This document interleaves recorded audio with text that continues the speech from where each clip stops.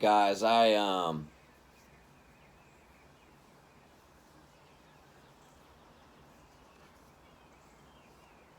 want to share with you guys a little bit of some of the conversations that I would have growing up with people like my uncle or people that were close to the family who were involved in these occults with my father and other folks in my family.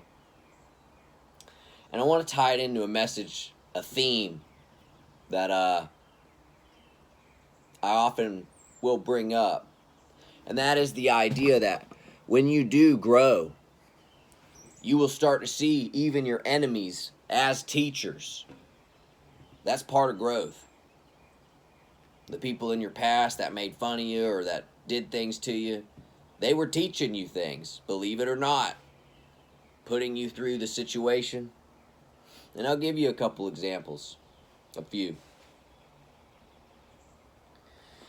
Guys, these dark occult people, these people in these lodge groups, these good old boy clubs, secret societies, they love to play passive-aggressive games. And one thing they really like to do is basically tell you what's going on in your life, but spin it in a way to where they're either talking about somebody else or in a way that's going to go over your head. Because you got to understand these guys are passive-aggressive. They very much are not brave enough to be confrontational. They're cowards.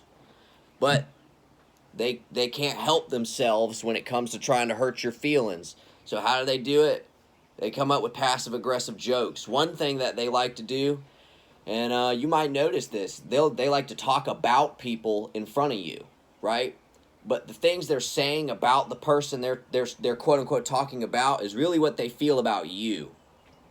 What are they doing there? Well, they're taking all that negative, aggressive energy, and they're actually putting it on you, but they're trying to spin it to where you think it's directed at somebody else, but you're feeling and taking on all the negative energy. And they know exactly what they're doing when they do that. Best thing to do when you pick up on that is just tell them that you don't want to. Just tell them that you're above that gossip. You'd appreciate it if they kept if they don't have anything nice to say, then just keep their mouth shut in your presence. watch them twerk. Then they hate that. But going back to some other specific stories, guys. One thing my uncle used to always do growing up, anytime we would visit them and anytime he was around me, one of the first things he would always say that would utter out of his mouth, out of his gluttonous mouth, he would always tell me about how when they were growing up, Dad always convinced him he was adopted. He'd always say, yeah, your father told me that I was found on the front porch, that I was adopted. And it hurt my feelings. He would always say it every time we got together.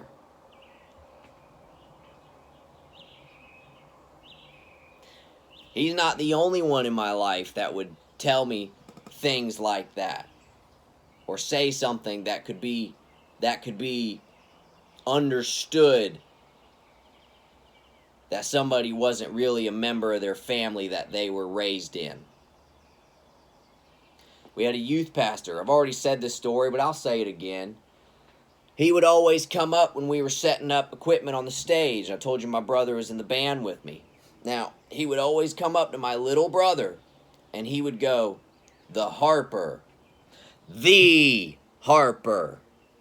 And he would always emphasize the on the second time he would say it. And he always did it in front of me. And he did it just about every single Wednesday night. I was playing for that church for probably like 4 or 5 years. And it used to bother me. Not only him. One time I was dating a girl from that church. And her father started saying things to me about, the way he would spin it is he said that he wasn't part of his family he was raised in. That his grandfather was adopted into the family.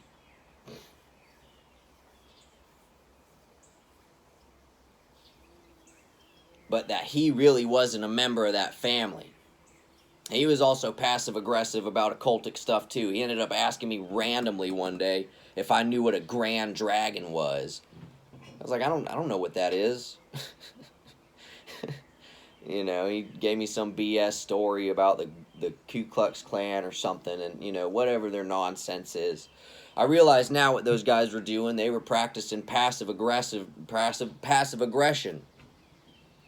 It's something that these idiots in the dark occult like to do because they just can't help themselves. But how do I tie that in with the higher lesson of how they were actually teaching me something? Well, even though they couldn't help themselves in trying to hurt my feelings, they were actually teaching me something. Yeah, they were letting me know that I'm not part of the family that I was raised in. Now, at the time, it went over my head. It went over my head and hurt my feelings a little bit. But now that I've grown, tread the path, got my memories back, I realized the lessons that they were teaching me through the pain. Now, don't get me wrong, am I going to go give them a thank you card and flowers? No, they still are who they are, and their intentions were still very much what they intended them to be. But I'm at a point now where I'm not, things like that aren't going to affect me the same way anymore, and I can actually still take the lesson from the impact.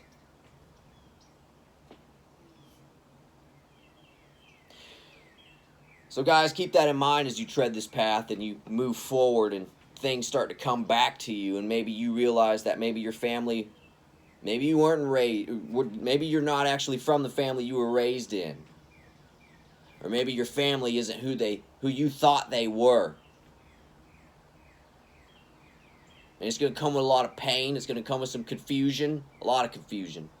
And as you tread this path, wade in these waters,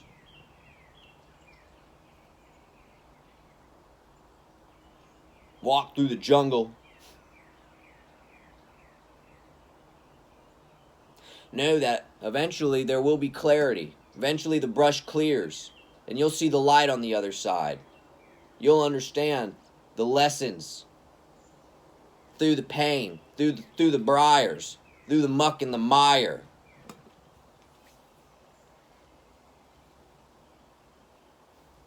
And you'll also see that God was with you the whole time.